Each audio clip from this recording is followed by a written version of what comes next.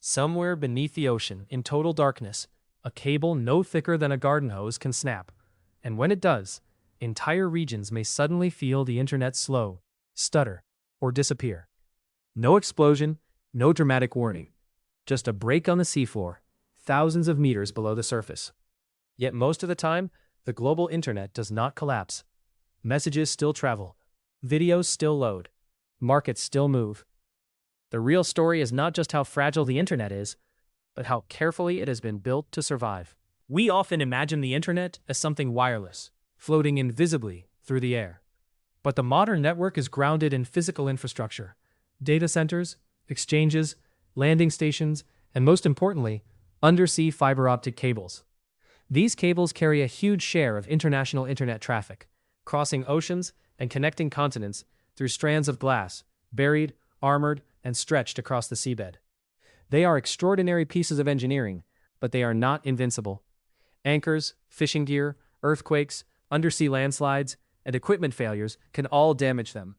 When that happens, the internet enters a hidden survival mode, relying on redundancy, routing protocols, human coordination, and repair ships to keep the world connected. Undersea cables are the quiet skeleton of the global internet. Inside them are fiber-optic strands that transmit information as pulses of light. A message sent from one continent to another may pass through a local network, a data center, a cable landing station, and then race through glass fibers beneath the sea. Along long routes, powered repeaters boost the signal so it can keep traveling across thousands of kilometers. From the outside, these cables look surprisingly modest, but their importance is enormous. They connect financial systems, cloud services, video platforms, scientific institutions, governments, and ordinary people making everyday calls. The ocean, in this sense, is not empty space between networks. A cable can fail for many reasons, and most of them are not dramatic acts of sabotage. In shallower waters, human activity is a constant threat. A ship's anchor can drag across the seabed. Fishing equipment can snag and pull a cable out of position. In deeper water, natural forces become more important. Earthquakes can shift the seabed. Undersea landslides can bury or stretch cable routes, and pressure over time can expose weaknesses in equipment. Sometimes the failure is electrical, involving the power systems that feed repeaters along the route.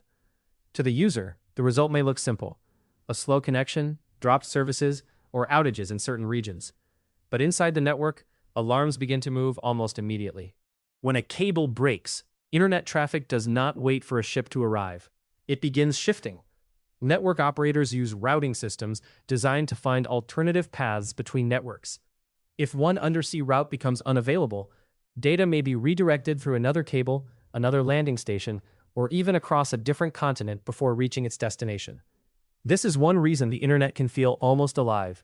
It is not a single road, it is a web of possible roads. Some paths are faster, some are slower, and some have limited capacity. During a major outage, rerouting can prevent total disconnection, but it may also create congestion. The internet survives, but users may notice delays, buffering, or unstable service as traffic crowds onto remaining routes. The reason rerouting works is redundancy. Major networks are not supposed to depend on one cable alone. They buy capacity on multiple routes, connect through multiple partners, and plan for failures before they happen. Large technology companies, telecommunications carriers, and internet exchange operators all build resilience into their systems. A popular service may be hosted in several regions at once, allowing users to be served from the nearest available location. Content delivery networks store copies of videos, images, and files closer to users, reducing the need for every request to cross an ocean. This redundancy is expensive, and it is never perfect.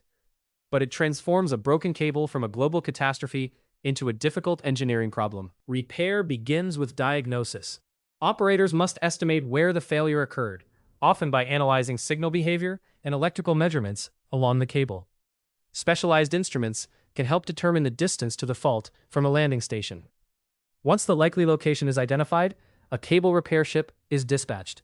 These ships are part laboratory, part workshop, and part deep-sea recovery platform. They carry cable, tools, remotely operated equipment, and crews trained for a task that combines navigation, engineering, and patience. Weather matters. Sea conditions matter. The depth of the fault matters. In shallow water, the cable may be buried and difficult to reach. In deep water, the challenge is finding and lifting something narrow from a vast, dark landscape. Once near the fault, the repair ship must recover the cable. Depending on depth and conditions, crews may use grappling equipment or remotely operated vehicles to locate and lift the damaged section. The broken ends are brought aboard, tested, and prepared. Technicians splice new fiber to the old fiber with extreme precision, aligning hair-thin strands so light can pass through with minimal loss. The repaired segment is then sealed, reinforced, and lowered back to the seabed. In some areas, it may be buried again for protection. The process can take days or longer, especially if weather is poor or multiple faults exist.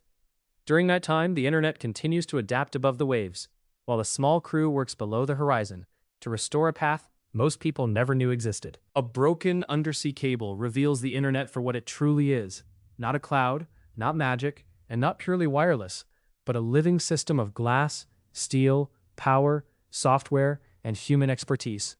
Its strength does not come from being unbreakable. It comes from expecting failure and preparing for it. Beneath the ocean, cables can snap, routes can vanish, signals can go dark.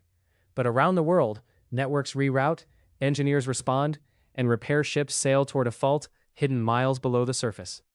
If this hidden infrastructure story changed how you see the internet, subscribe for more documentaries on the systems quietly holding the modern world together.